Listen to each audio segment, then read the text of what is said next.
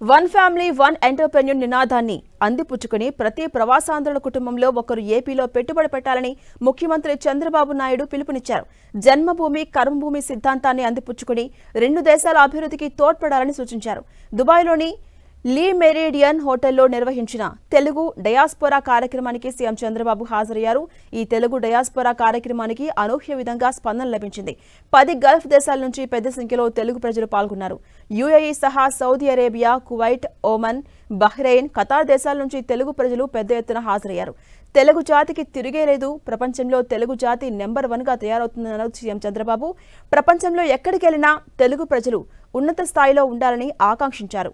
30 ఏళ్ల ముందు ఐటీని ప్రోత్సహించామని, తెలుగు వాళ్లు ఐటీ నిపుణులుగా ఇప్పుడు ప్రపంచమంతా రాణిస్తున్నారని తెలిపారు. 2024 ఎన్నికల్లో కూటమి కోసం ప్రవాస ఆంధ్రులంతా తప్పించి గెలిపించారని చెప్పారు సీఎం చంద్రబాబు. ఏపీలో ప్రతి ఇంటికి ఒక పారిశ్రామికవేత్తను తయారు చేసి ఆ లక్ష్యాన్ని సాధిస్తామన్నారు సీఎం చంద్రబాబు. ప్రవాస ఆంధ్రుల కోసం బీమా కార్యక్రమం ప్రారంభిస్తున్నామని, 10 లక్షల వరకు అందరికీ బీమా కల్పించే విధంగా కార్యక్రమం చేపట్టామని తెలిపారు. ఉద్యోగులు, కార్మికులు, విద్యార్థులు, 18 నుంచి 60 ఏళ్ల వరకు వయసున్న ప్రవాసాంధ్ర ఉద్యోగులు, కార్మికులు, విద్యార్థులకు ఈ బీమా వర్తింపజేయబోతున్నట్టుగా తెలిపారు సీఎం చంద్రబాబు. మీ పిల్లల్ని మీరు బాగా చదివించండి. మీరు ఎంత డబ్బులు ఇచ్చారనేది ముఖ్యం కాదు. ఒక 10 ఎకరాలు 20 ఎకరాలు భూమి ఇస్తే ప్రయోజకుడైతే కాపాడుకుంటాడు, అప్రయోజకుడైతే పోగొట్టుకుంటాడు. మీరు చదివిప్పించండి, తెలివితేటలు ఇప్పించండి. ప్రపంచాన్ని జయించే శక్తి మన తెలుగు వారికి వస్తుందని ఆ రోజే చెప్పాను.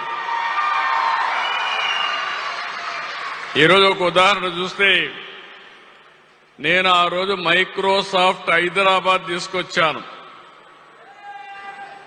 ఆ మైక్రోసాఫ్ట్ లో నాదెళ్ల సత్య ఉద్యోగానికి వెళ్ళాడు. ఈ రోజు నాదెళ్ల సత్య మైక్రోసాఫ్ట్ సీఈఓగా తయారయ్యాడంటే అది తెలుగువారి సత్తా. నాదెళ్ల సత్య సంవత్సర ఆదాయం ఎంత తమ్ముళ్ళు? 850 కోట్ల రూపాయలు. ఎంత వ్యవసాయం చేస్తే ఈ ఆదాయం వస్తుందని అడుగుతున్నా. అందుకే ఆ రోజు చెప్తున్నా, ఈ రోజు చెప్తున్నా, తెలుగు జాతికి తిరుగు లేదు. ప్రపంచంలో తెలుగు జాతి నెంబర్ 1గా తయారవుతుంది.